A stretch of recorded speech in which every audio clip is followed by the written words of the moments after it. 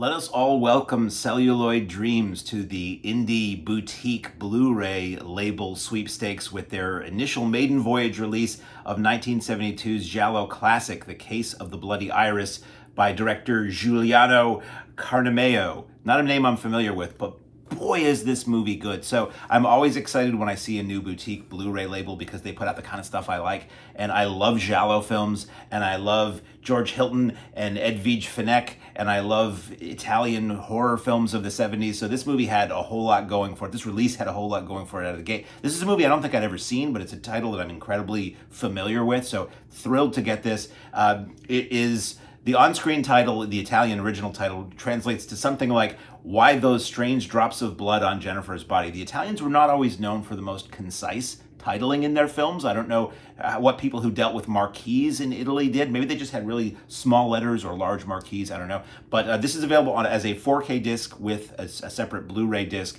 The transfer is beautiful. This looks gorgeous.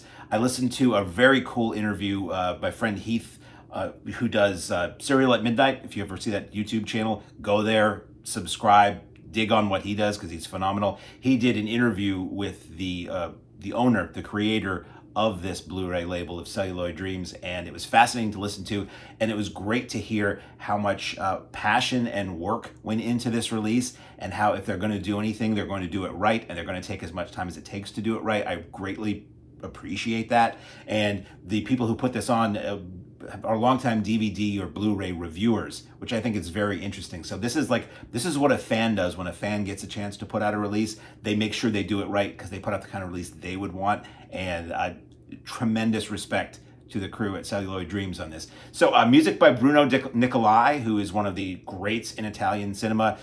Scoring, this is one of those Blu-ray menus that I don't mind if it just sits in loops because I love the music in this movie. It is so perfectly 1972 Italy. The audio on this disc is you can hear the Italian language with subtitles or English. There are subtitles for the Italian track in English, and there are English subtitles for the English track, or dub titles as we would call them. Greatly appreciate that too, by the way. Some companies will just do what they call dub titles, which is there is the Italian, or there's the original language track, there is the English dub track, which is not the exact same words they speak in the Italian version. It's sometimes changed to make more sense or to match the lips or something like that. And sometimes you get subtitles that are subtitles for the dub track, and they're not a true translation of the Italian.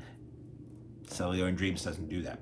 There is strangely no J&B bottle spotted in this film, so it does make me question whether it's actually a Giallo. So the idea here is film opens, woman is murdered by a black-gloved killer in an elevator in her really cool apartment building in Genoa, Italy, and another woman is murdered in that same building, and suddenly there's an apartment free. So then Edwige Fenech, who is a model she's a model, and a fellow model friend of hers move into that apartment, and she is having burgeoning relationship with George Hilton, who plays, I can't remember if he's a photographer or an ad exec or something like that in the film, and she suddenly starts becoming stalked. She's in the apartment, she's in this cursed building where single ladies don't last very long, and who will survive and what will be left of them, and who is the murderer, and we have suspicion cast on multiple people in the film. It is deliciously deviant and mysterious and salacious and cool looking, crazy flashback sequences to a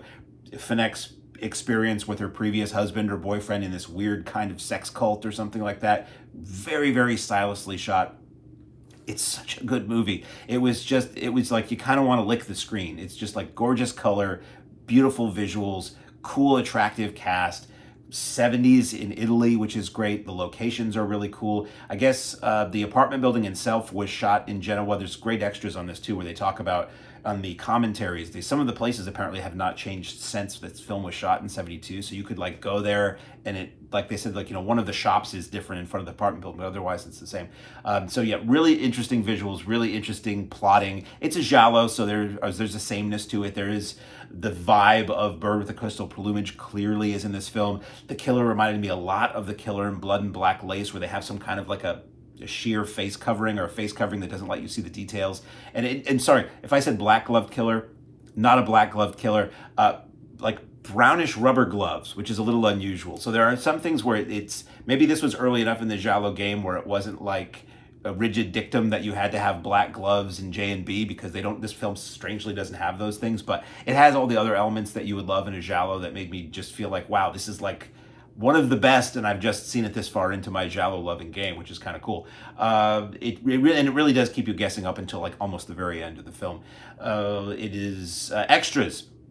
There's a commentary by Guido Henkel, who is the person who's creator of Celluloid Dreams, and you might be like, well, why don't you have a historian? Why don't you have somebody who's on all the other commentaries that we know are experts in this field? I don't know how much of an expert Henkel is, but let me tell you, I was given a tremendous amount of fascinating information while I was watching this. Again, somebody who reviews discs for a living and has for years and years knows what makes a good commentary.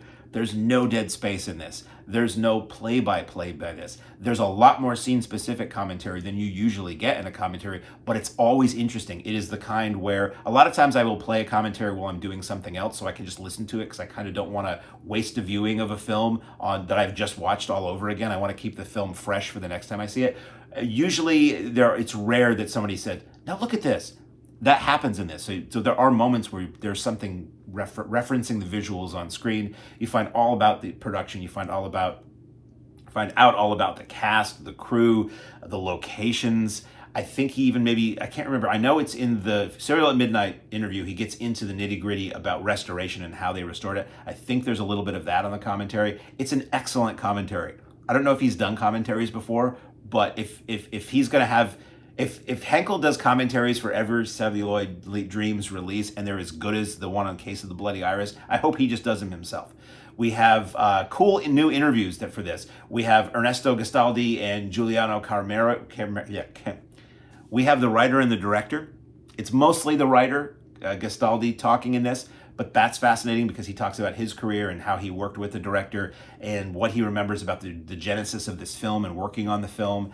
And just very, very interesting. And half-hour interview. You get a George Hilton interview done recently. That's 21 minutes. He seems like a really cool and very nice guy. And he talks about working on this film and his career and working with Fenech. And that's very interesting.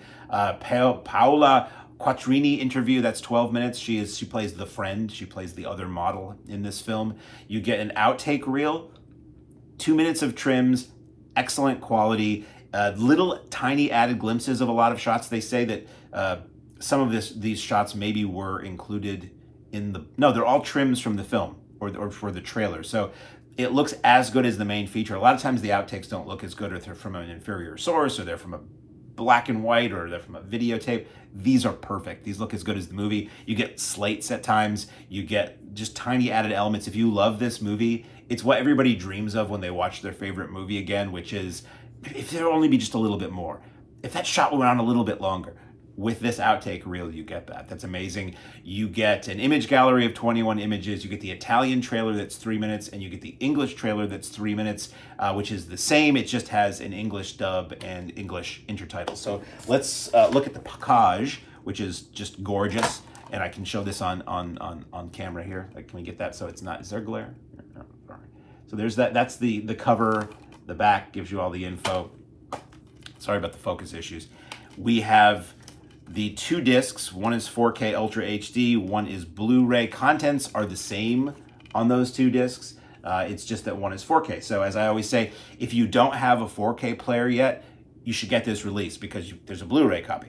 If you don't have, if you ever do get a 4K player, well, hey, now you got a 4K copy of it. If you don't have a Blu-ray or a 4K player, what are you doing? Everything's coming out on Blu-ray, and a lot of it isn't on DVD anymore. There's an insert with production, with notes on the production and things like that. What's great is that the reverse side reveals the next release from Celluloid Dreams, which is going to be Black Belly of the Tarantula, which is another classic giallo film that is one that I have also managed to not see. There's also a reverse cover on here that has the Italian title, which is very cool to me. So this is an outstanding release. If you are a fan of giallo, if you don't buy this, you're a silly person, because it's very, very good. It has bested, I don't imagine there's any version that has come out up to now that could even come close to this one. So available now from Celluloid Dreams is The Case of the Bloody Iris.